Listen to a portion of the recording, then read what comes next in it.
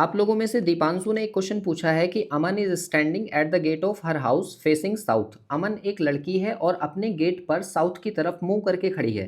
तो इसको हम किस तरह से बनाएंगे? सपोज मैंने इसे ऐसे बनाया कि ये अमन है और इसका जो मुंह है वो साउथ डायरेक्शन में है। इसके बाद कहा है कि she turn 90 degree counter clockwise. अब देखो, काउंटर क्लॉकवाइज बोल दे या एंटी क्लॉकवाइज बोल दे, उसका मतलब होता है वामाव्रत, यानी कि घड़ी की विपरीत दिशा में। एंड देन 135 डिग्री क्लॉकवाइज, और क्लॉकवाइज का मतलब होता है घड़ी की दिशा में। तो यहाँ पर देखो 2 बार टर्न कर रही है। सबसे पहली बार में जब हमने उसको घुमाया 90 डिग्री काउंटर क्लॉकवाइज, तो ये इधर डायरेक्शन में मूव करेगी, मतलब इधर साइड में ये ईस्ट डायरेक्शन होगी। और फिर उसके बाद में तुरंत ही वो घूम जा रही है 135 डिग्री। तो 135 डिग्री जब वो क्लॉकवाइज घूमेगी तो वो आ जाएगी इस डायरेक्शन में। ठीक है, अब ये जो डायरेक्शन है हमारी, ये हो जाएगी हमारी साउथ वेस्ट डायरेक्शन। फिर ये कहा गया है कि see then run straight for 6 kilometre. तो यहाँ पर जो उसने डिस्टेंस ट्रेवल की वो 6 किलोमीटर है। फिर कहा है then turn left and run 40 kilometre.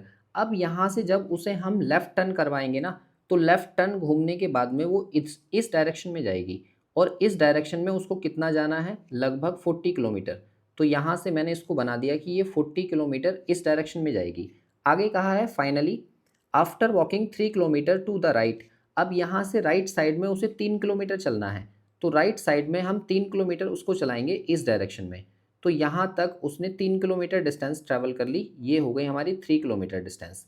आगे कहा गया है and see reach a park, और वो पहुँच जाती है एक पार्क में।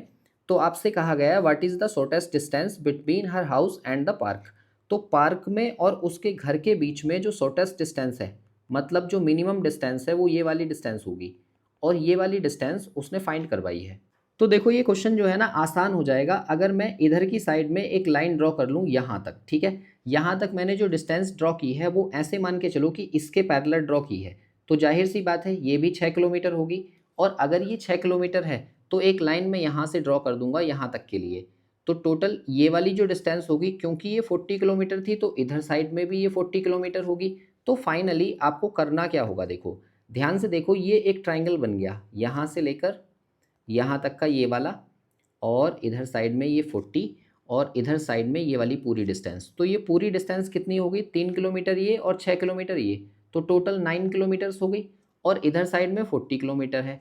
और आपको ये पता है कि अगर कोई राइट एंगल ट्राइंगल हो हमारे पास, और उसमें एक साइड उसकी 40 किलोमीटर हो और दूसरी साइड उसकी 9 किलोमीटर हो, तो तीसरी साइड होती है 41 किलोमीटर।